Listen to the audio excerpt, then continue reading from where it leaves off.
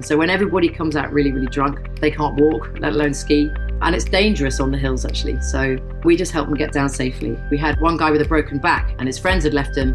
He's lying in the dark, but our guys can find him and help get him off the slopes. And actually one lady said it was the best PR for Jesus that she'd ever seen.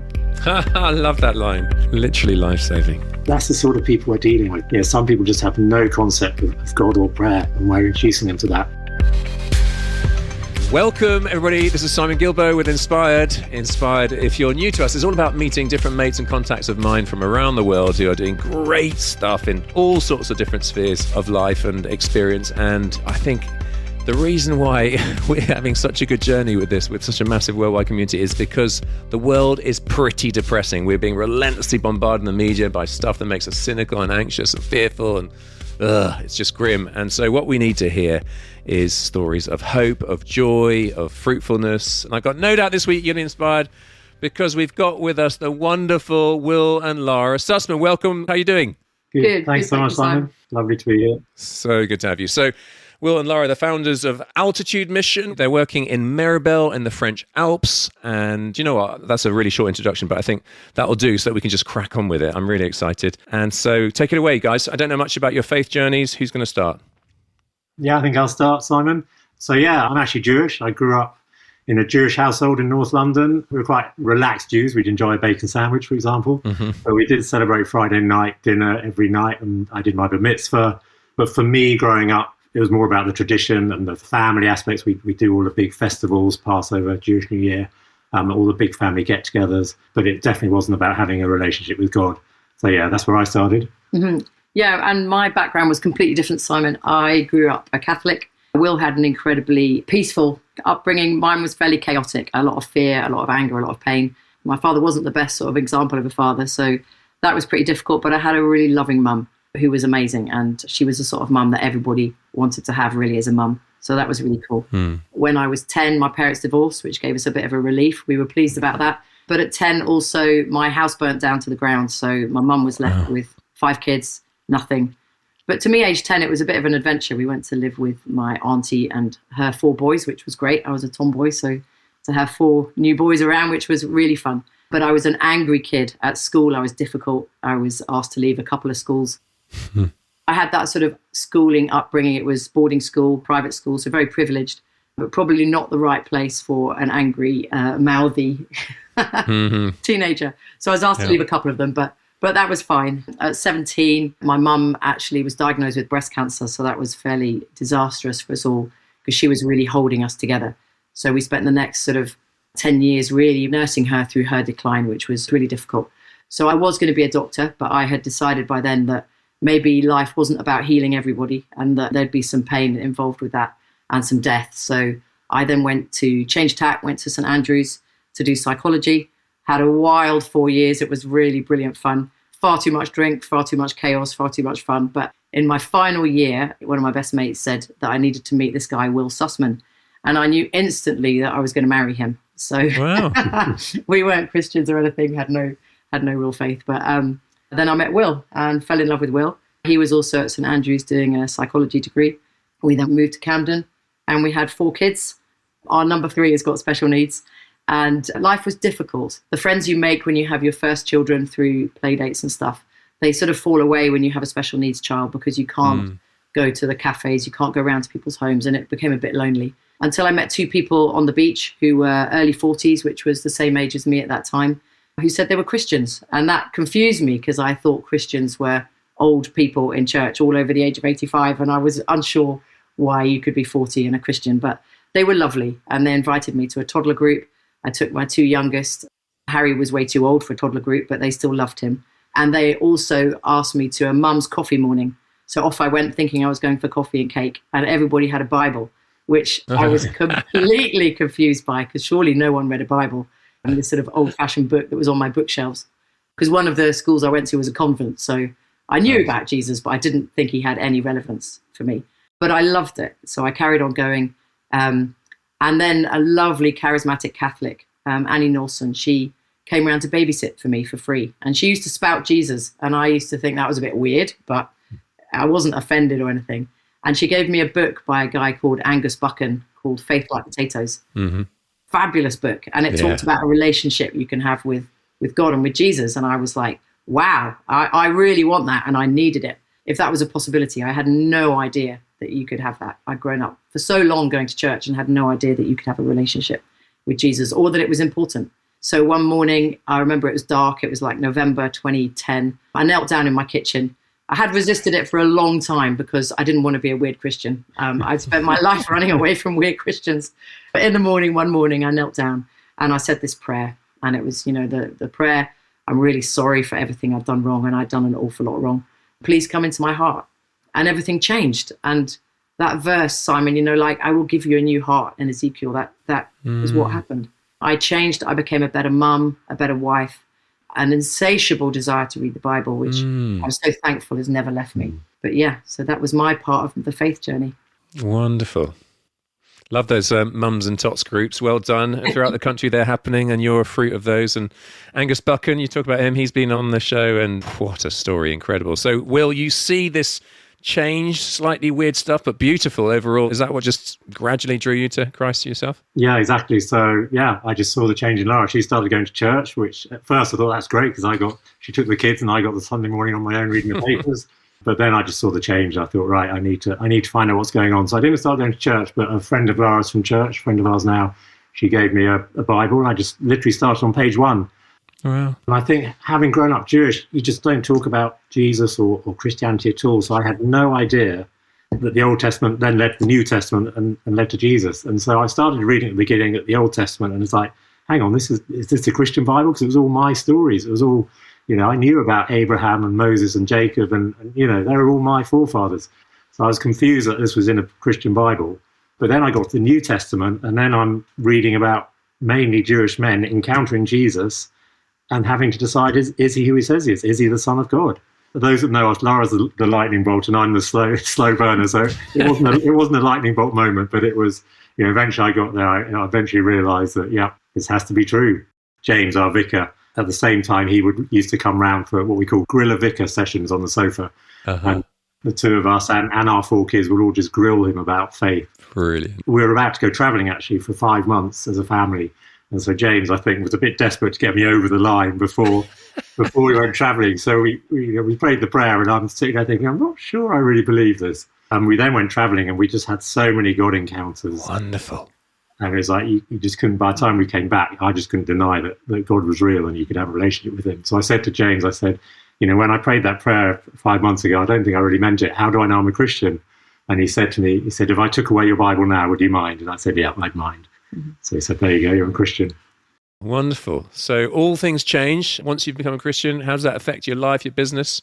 Mm-hmm. Well, the adventure of life really began then, Simon. Like life to the full. It's just been incredible. So I was reading the Bible and reading things like, if you go and visit people in prison, then you're doing the same for me and things. And a friend from school, she asked for coffee and she said, I want what you've got. So I told her about Jesus, and she told me about her daughter who was in prison for aggravated bodily harm and heroin addiction and all the chaos that goes with that. So I said, well, can I go and visit her? And in my naivety, off I went and joined the queue of everyone going in for visiting hours and met this incredible woman who we just laughed. For an hour, we laughed. And I visited her probably every 2 or 3 weeks for 2 years. And then she was getting to the end of her prison sentence. And obviously they're released. They're given cash at the door. The dealers are waiting at the door, to bring them back to their drug life. She became a Christian in prison, and everything had changed for her until they then sent her to Holloway, where it was a very dark place and she really struggled with her faith. But I then met a friend of yours, Ed Walker from Hope into Action. Yeah. And I was like, right, we need a house on the Isle of Wight for her to come to. So she's not at the Bail Hostel. So we set up a Hope into Action house, which was incredible. We did it for women. And I picked her up from prison, brought her back to the Isle of Wight, and everything was great. For about 3 weeks, everything was great. But the island's a very small place and everyone knows where you are. And gradually the dealers came back. Gradually she got back on heroin, and it was fairly disastrous. I mean, our neighbours had a claw hammer banging, on their front door in the middle of the night because they thought that this girl lived there and she owed them drug money. And it unraveled fairly quickly. It was a sobering and very painful experience. We had to evict her, which was incredibly difficult. And so we were left with the house. And I mean, this is where God really comes in all the time, Simon, because I was like, right, I was emotionally battered. And I said to God, okay, maybe not an ex-offender now. Maybe what if someone who'd been sex trafficked who needed somewhere to stay? I felt that I could give them the compassion that I had lost a bit. So I prayed that he would send someone who'd been sex trafficked. And that week, a friend of mine was walking on the beach and bumped into a lady, was chatting to her, who had someone staying on her sofa who had been sex trafficked, had managed to convict the man, but didn't have anywhere to live now. And so we took her in, which was incredible. And that started a journey, and she's now our goddaughter. Has written an amazing book, actually, No One's Child, about her journey. And she's incredible. So that was a really great moment, wasn't it, of seeing what God can do, which was brilliant. And then my heart really began breaking for what breaks his. You know that song, Break My Heart for What Breaks Yours? And so I really began hurting for the broken woman and working with her and trafficked women. It breaks my heart, Simon, that the World Cup is coming up and men will be flocking to these cities in America. And therefore, the street workers will be having to be brought in, and the pimps will be trafficking these women in. They'll be broken in to, you know, fear and violence and working on the streets. So that's really where my heart is. But at the same time, we worked in a ski resort in France, which was an interesting dichotomy. Yeah, so I was, at the same time that Lara was doing all this, we'd been running a business in Meribel, this, as you say, this ski resort in the middle of France. And it was a catered chalet business. We weren't Christian when we started it. And then, yeah, once we became Christian, it was, okay, now what? So I was literally praying to God, walking down the road one day in Meribel, saying, okay, God, you've put us here for a reason, clearly. What are we meant to be doing here in this rich, wealthy ski resort? And as I'm praying this prayer, I look up and there's a chapel in just below the centre of Meribel. It's a beautiful stone and wooden chapel. And the door is always shut. You could never go in it. And the door was open. So it's like, if God gives you an open door, you walk through it. Amen. I went into the door and met the key holder of the chapel and started a conversation with him. And long story short, it turned out we could use the chapel if we got permission from the Catholic Church. So at the same time as all this, we'd been told about Cora, Christian Outreach in the Alps. They're a charity that run a church in Verbier. And they at this time had been praying for a second ski resort to outreach into. And we contacted them and said, we're in Meribel, do you want to help us start a church? So they were thrilled of God answering that prayer. And I was at home in that summer and the phone rings and it's another ski chalet company. And they literally said, do you want to sell your ski company? And at this point, business-wise, I was ready to walk away. So I said, yeah, let's talk. So we met and talked. But the interesting thing is, this was in the days of the old phones, the landlines. I put the phone down from them, and literally that second, the phone rings, and it's Andrew from Cora, and it's the first time we'd spoken. And Andrew said, yes, let's talk about starting a church. And I said, I'd love to, Andrew, but literally 10 seconds ago, I've just had a call about selling the business, and if we sell the business, then I'm not going to be in Meribel, so no church. But we just agreed to meet as well. So we literally had these two open doors, effectively, that we just... the way we always sort of work is just push the doors that God gives you and see which one's open and which one's closed. And we'd got to a point with the business where we were negotiating a price. And then the Brexit referendum happened, and obviously there was a no result, and the business was off, the deal was off. So I went back to Andrew and said, right, the deal's off. We're good to go with opening up the chapel. So what we started, before even Altitude was born, we literally just started with chaplains from Cora coming out for 2 weeks at a time. They'd lead the church service, and they'd be a sort of pastoral presence in the resort. But it was dire, Simon. It was literally myself and Lara, our dog, our kids, the chaplain, and whoever he or she had come with, and maybe two other people. And it was a freezing cold stone chapel. None of us could play music, so the worship was on a CD player. It was painful, so something had to change. So church not really working. What happened next?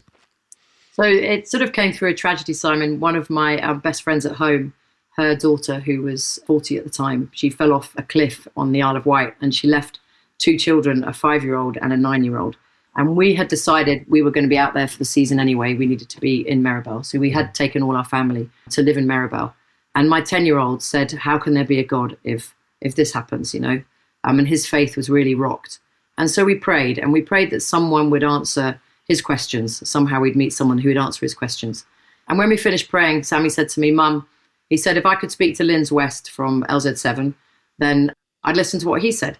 Now, we'd only ever been to Big Church Day Out and loved it. And Linz was, fantastic on stage. And I was like, how do I get in touch with Linz?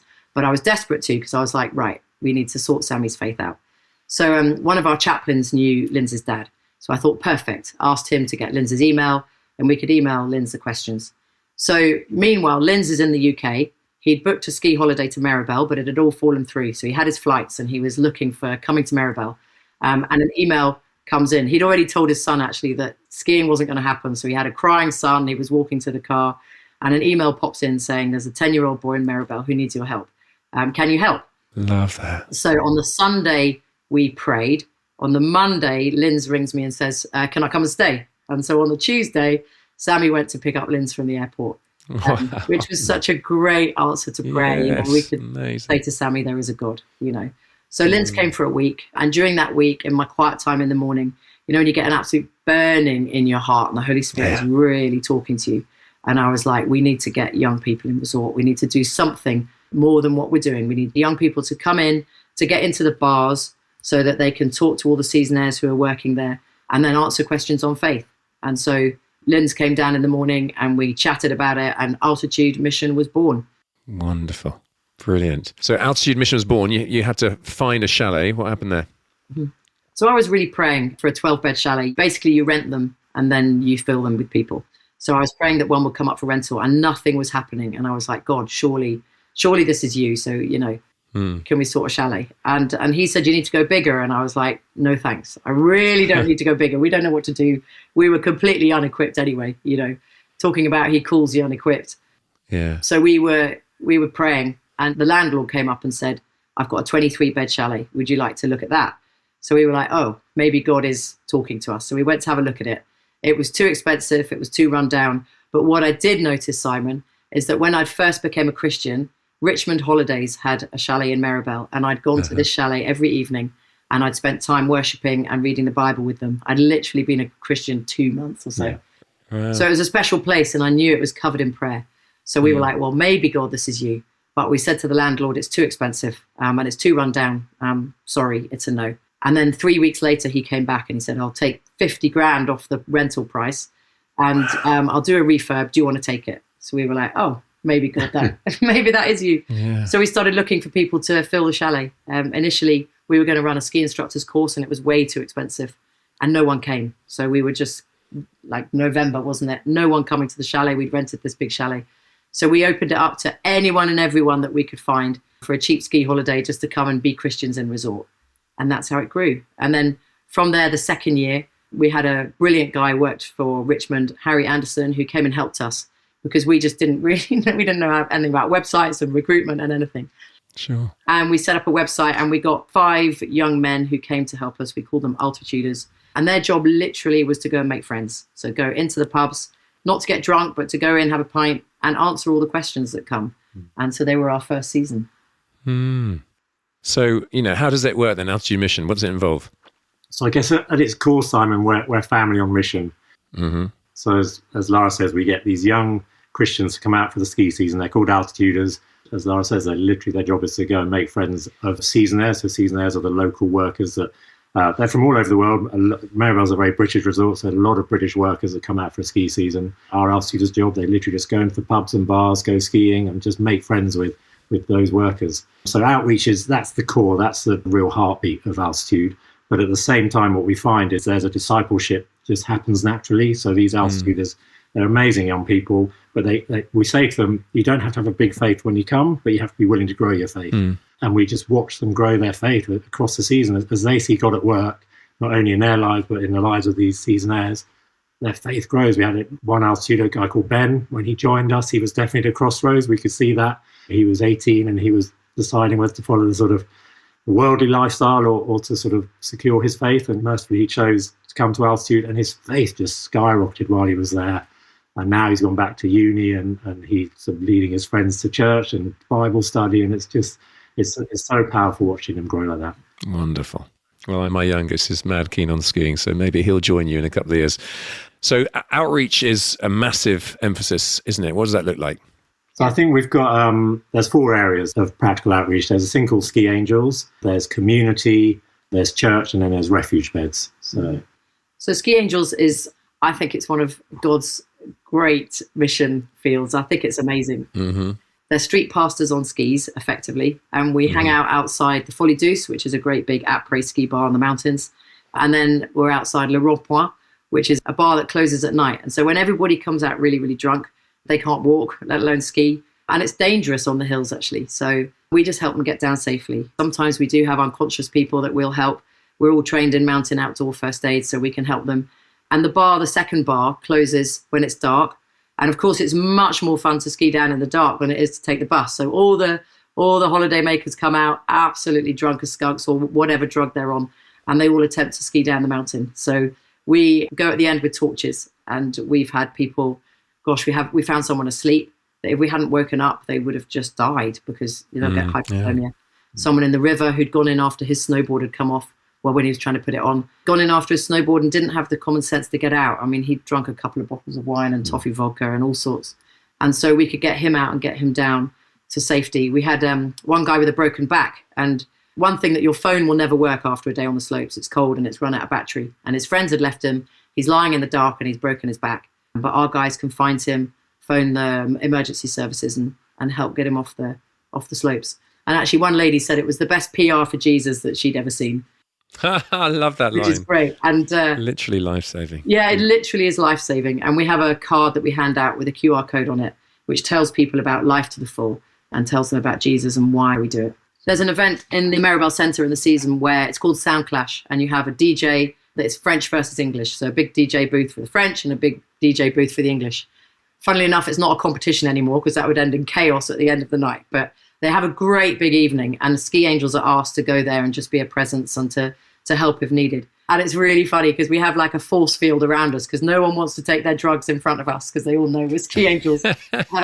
But a massive amount of ecstasy there taken that night and all sorts happening. And then this last year we had 2 girls come up to us and say, can you help? We found a season there. She needs some help. And she'd taken ecstasy, ketamine and alcohol. And it just hadn't worked for her. She was completely out of it, eyes rolling back, completely floppy, couldn't walk, couldn't talk, anything. And they're really vulnerable in that situation because actually when you're like that, your clothes, everything seems to sort of fall off you if you're sort of limp and haven't got any. So they're vulnerable to someone taking them home somehow. So we could get her to safety and we can phone the ambulance and get her off to help. And that really helps the bar owners really see us as a great thing in Meribel and not just a bunch of Christians who are being a bit annoying for them. About 3 to 5 nights a season on the big drum and bass nights, we're asked to ski angel outside the nightclub where there might be a lot of drugs, or if girls come out on their own at that time of night, they can't just walk off by themselves. It's freezing cold, it's dangerous. And I was out there doing a shift and the local drug dealer was out there as well, just sort of hanging around outside. And we started talking because they know we're Christians and everything. And it was great because he's asking me things like, why was it a virgin birth? And I was like, well, if you or I were the parents, it wouldn't work very well, would it? It certainly wouldn't be Jesus because we muck up all the time. And do you really believe that he walked on water? And I'm like, yeah, I really believed. And we had this hour-long conversation, which was just really great, planting seeds in him, helping him think. And actually, I still every now and then contact him and say, how are you doing? Anything you need prayer for? It's a real privilege. So yes, as well as ski angels, one of the other things we do is community and hospitality. I think pretty much from day one of becoming Christian, we just wanted to show people God's love through hospitality. And so when we were first in Meribel as Christians, we used to, before we had the big chalet, we used to rent a small apartment with our kids. And every Wednesday we'd invite, at this stage, we'd invite just Christians round to dinner. And we had a tiny apartment with literally one of those wandering electric stoves. The best we could manage was pasta and lardons. But we'd invite a few Christians that we knew in resort. And our poor kids, bless them, they called it Weirdo Wednesday. They used to dread it. But sort of fast forward, it then went from Weirdo Wednesday. Then we got the chalet and we began to do homemade pizzas. And then that didn't work because making homemade pizzas for a few people was really difficult. So then luckily Toby, one of our altitudes, had the idea of doing burgers. So then Beer and Burgers was born. And this has now become a legendary community event in Meribel. We used to do it in the chalet, but then it got too big for the chalet. And so the owner shut us down. And then a bar in the centre of Meribel contacted us and said, well, you can use our bar, it's empty. So we now have over 300 seasonaires that come every Wednesday night for community, for fellowship, for a free burger. They have to buy the beer. But they call it, again, we don't overtly bash them over the head with the Bible when they walk in, but they all know that they're coming to a Christian event. They all call it either Jesus burgers or Bible burgers or Christian burgers. They've got all sorts of names for it. For us, it's very much an on-ramp. This is where the friendship starts. And then as the friendships deepen, either on the slopes or dinner, that's when the conversations happen and the questions get asked. So I was ski angeling outside Jack's nightclub in the evening, and a bunch of seasonaires came out really drunk. It's their night off for Wednesday.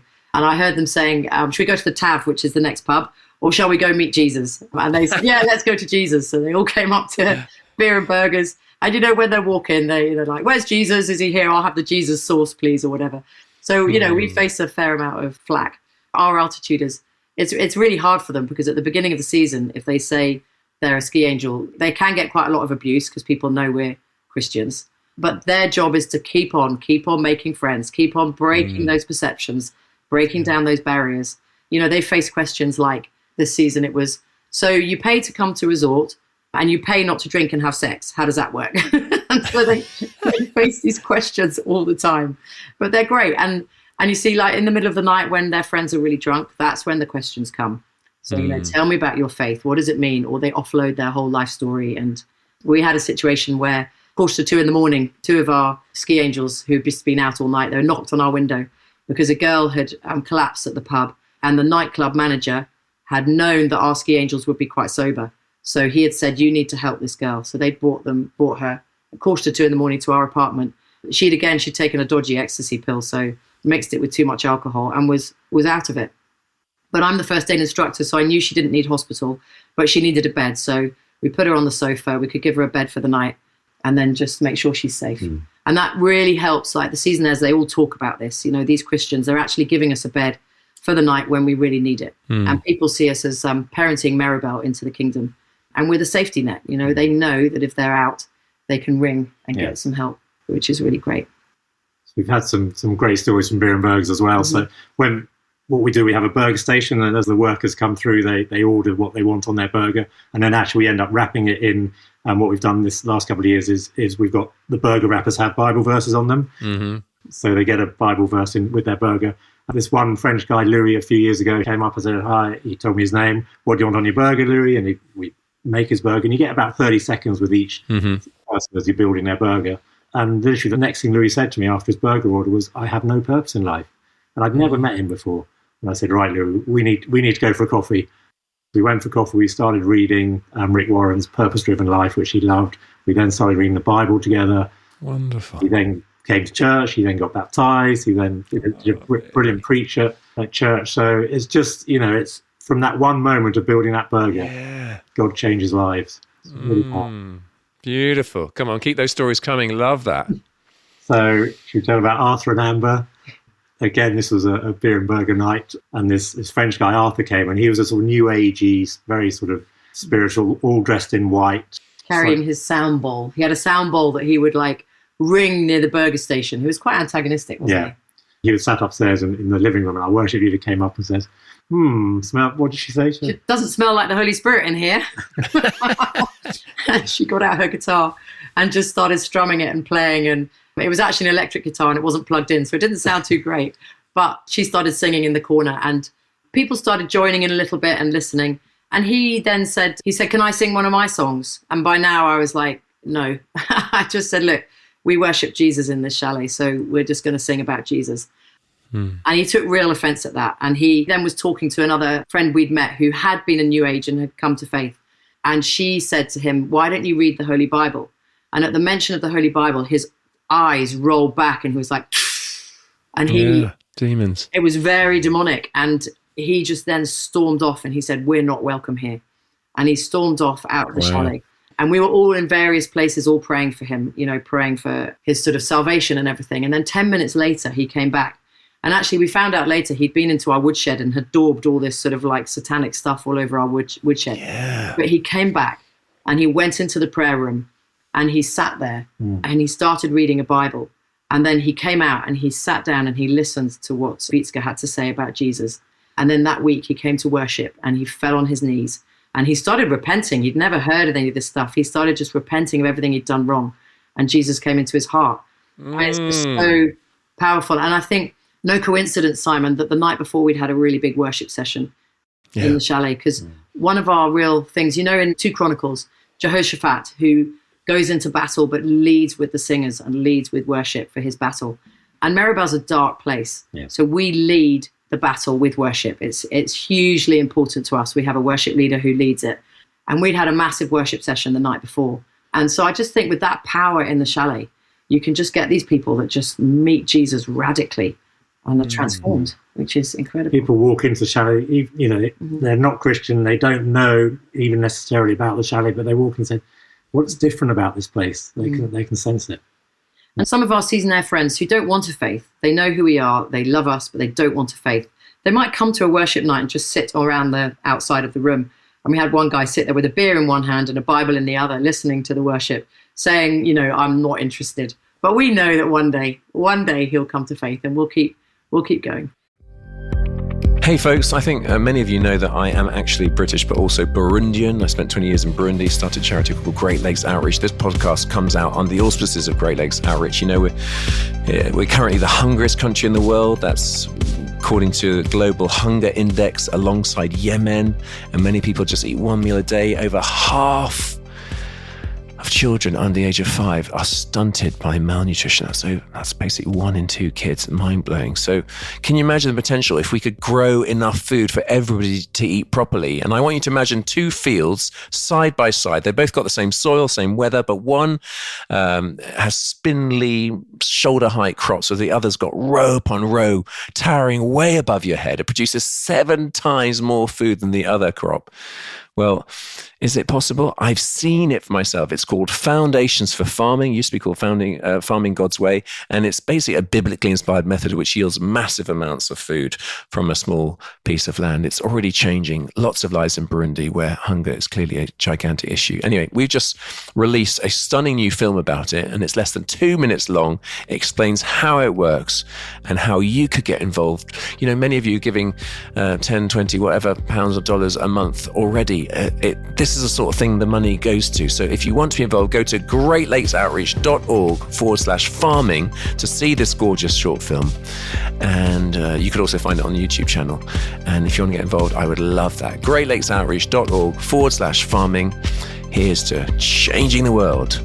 Now let's get back to the podcast.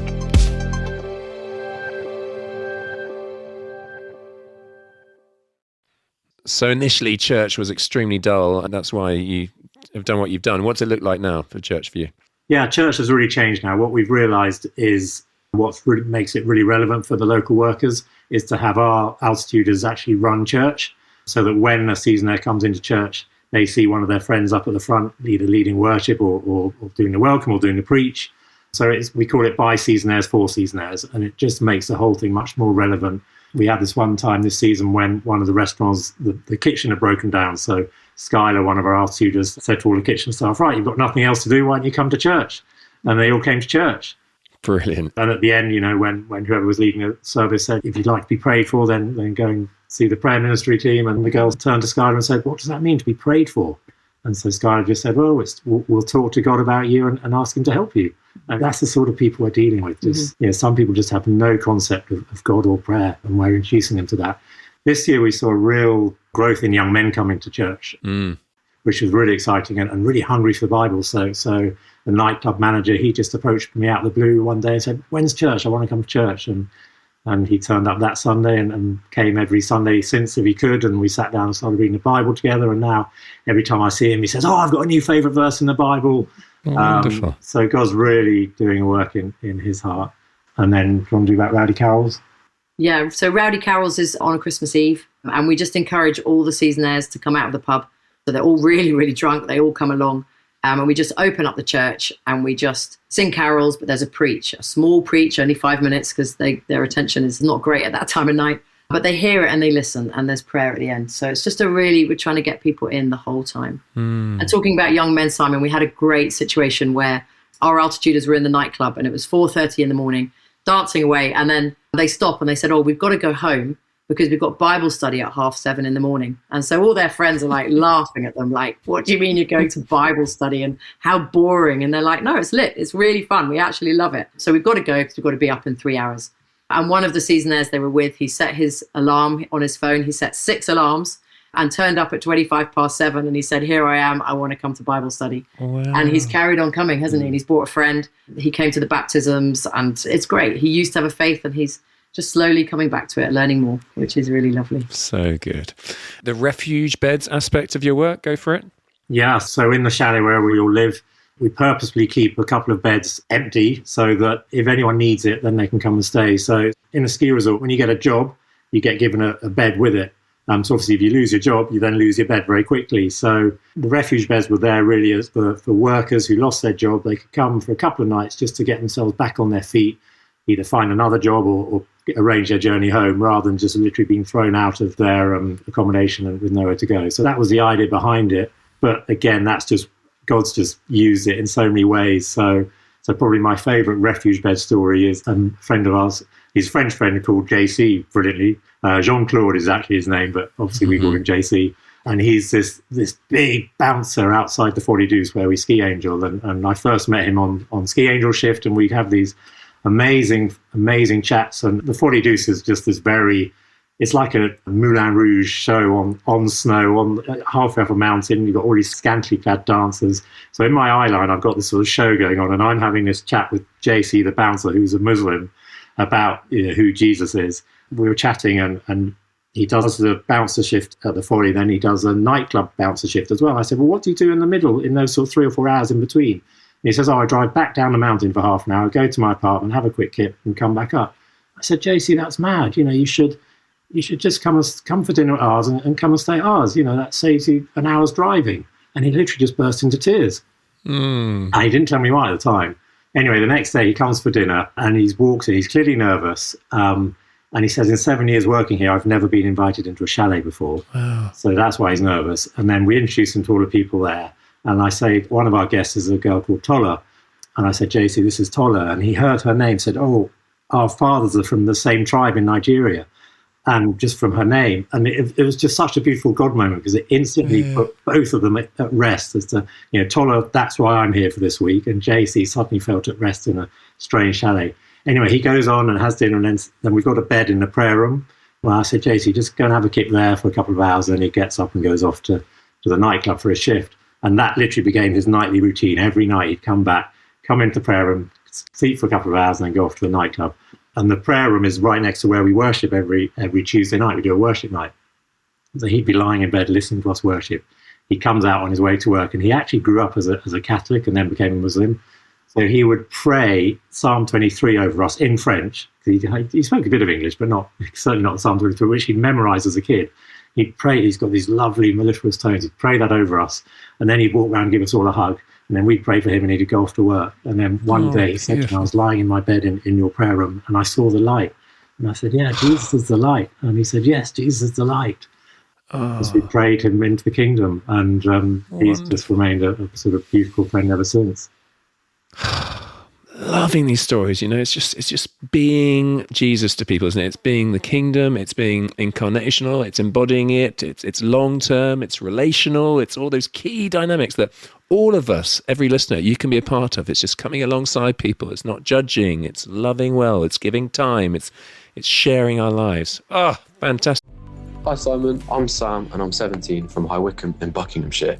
I love Inspired and listening to an episode on a weekly long trail run. And I'm always left super encouraged and inspired in my faith. Inspired has really helped me to grow and develop in my faith, and it's just been awesome listening to cool stories of how God is working all across the world in different people. Recently, I've just become a leader of the CU at my school, the Christian Union at my school, and it's awesome just seeing the ways that God is working through school. And yeah, I've been using Inspired to share it with some of my mates and family, and they all love it and think it's amazing. And yeah, we just love Inspired. Thanks, Simon. God bless.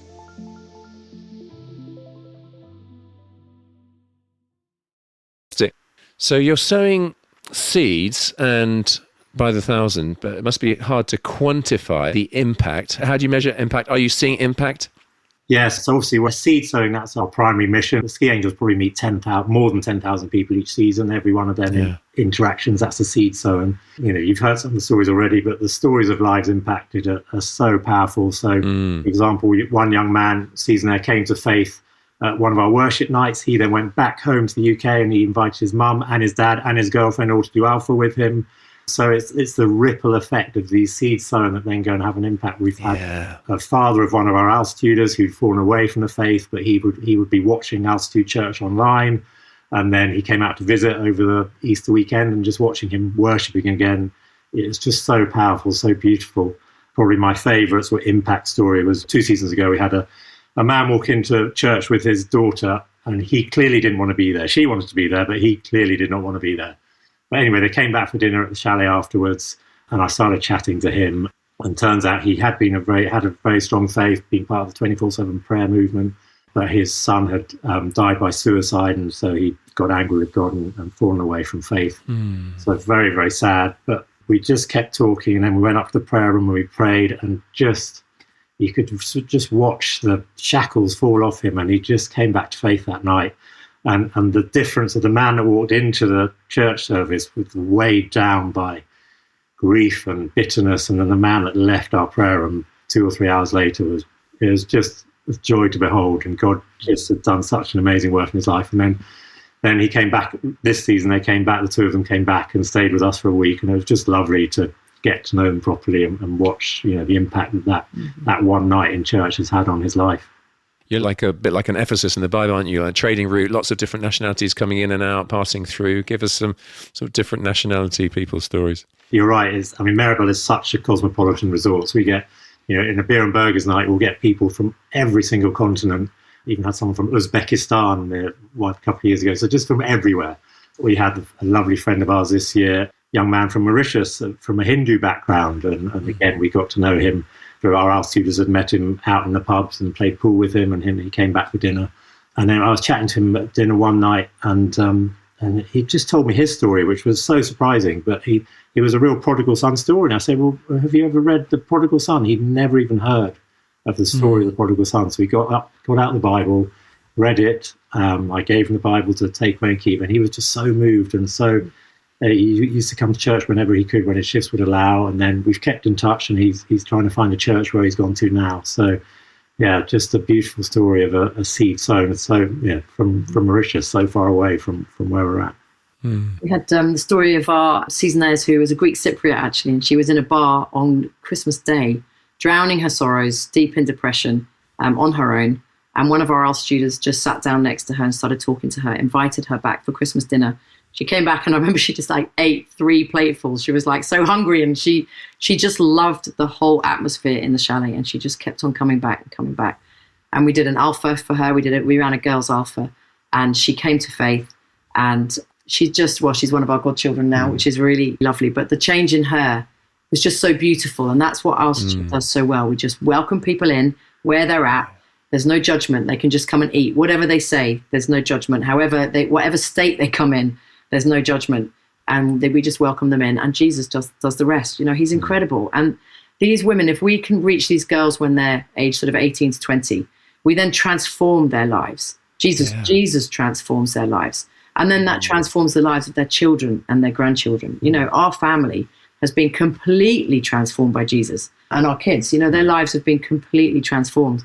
And I'm so keen to see that in the young girls in Meribel, to show them that, there is so much more that they can access, and just to help them, just be that maternal figure. Sometimes they just need someone to talk to. Maybe they just haven't got a mum who talks to them, or maybe they're just far away from home, and they're lonely and they're desperate, and we just chat. We go out for coffees and we just chat and introduce them to Jesus. Wonderful. So for me, our local church, St. Andrew's Community Church in Fox Hill, it's a rougher area. I do a Wednesday Fox Hill Focus, which is like a food bank, food sharing, eating together.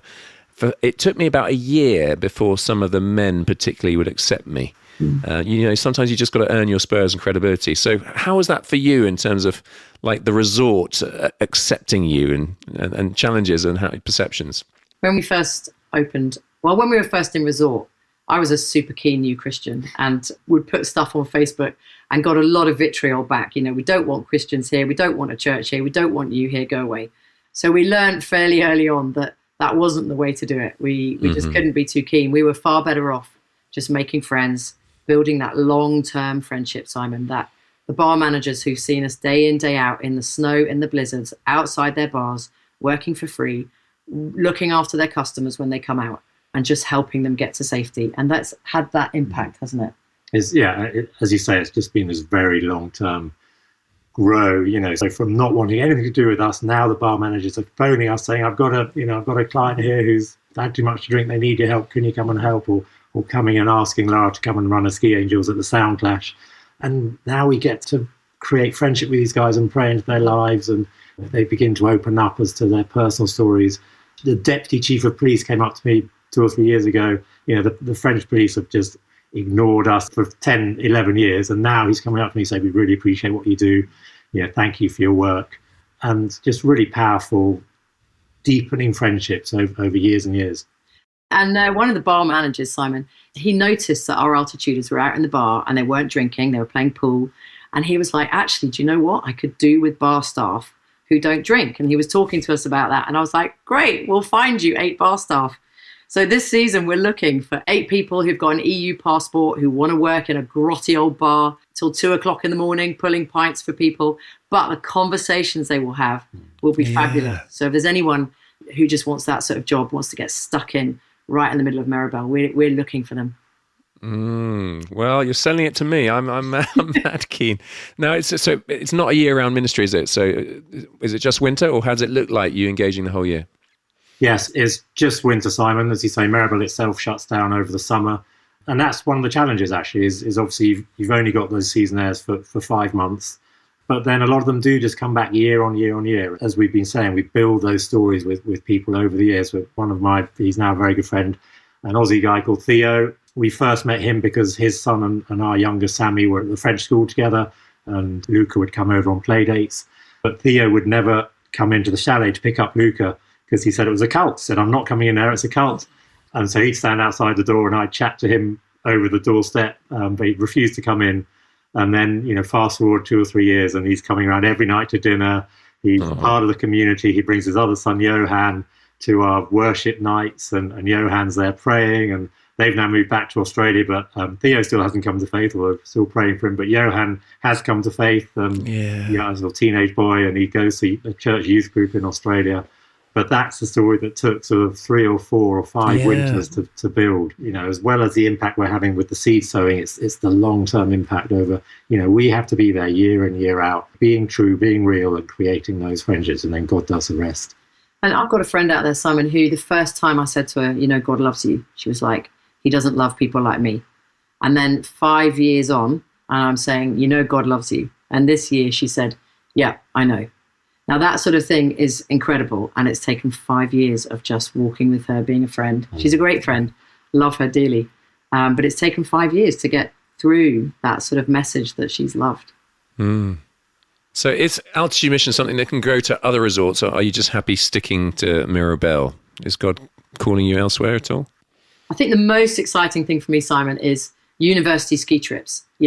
Imagine if every university ski trip had a group of ski angels who were there, loving the people, skiing in the day, but being there in the evening, helping them, hold their hair back when they're being sick and picking them up when they can't walk and all that sort of thing. The impact that we could have on the university students is just huge. And then if they were interested, we could say to some of our ski angels, well, look, invite them to Alpha. When they get back to uni, if they're the same uni as you, invite them to Alpha. Keep seeing them when they're at home.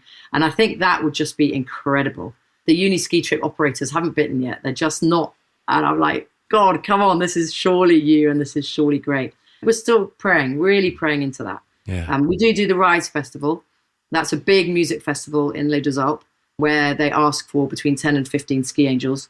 Gosh, we had one guy this last season, Simon. I mean, I didn't go. It was brilliantly led by Anya. And there was a guy who'd fallen on the side of his skis. Now, the side of skis are really, really sharp. And he'd cut his buttock, and the cut was about 10 centimeters long and about 5 centimeters deep, absolutely ripped into his flesh. He hadn't noticed because he was so drunk that he's sitting there drinking his beer in the cold, which probably helped. But he didn't notice until he noticed that his salopettes were covered in blood. But then our altituders, they're first aid trained, thank goodness. And one of them was a nurse that season. So she could, get him sorted, get him looked after. But at the same time, we get a little, someone stole a pair of skis of ours because they knew we were Christians. They'd obviously seen where the ski angels had put their skis and then gone and stolen them. So we have this whole people love us, people hate us. So apart from ski angels, you're entrepreneurial, you're big dreamers. Have you got any other plans for the future? Yeah, God's always sort of plopping ideas in our head. We love what the Long Table are doing I think it's in Stroud, isn't it? And that very much fits in with what we do with our community meals. We want to make that more of a thing where, like, every Sunday after church, every Thursday, which is a good season there, night off, we just put up a long table in Scott's, the bar that we got to use.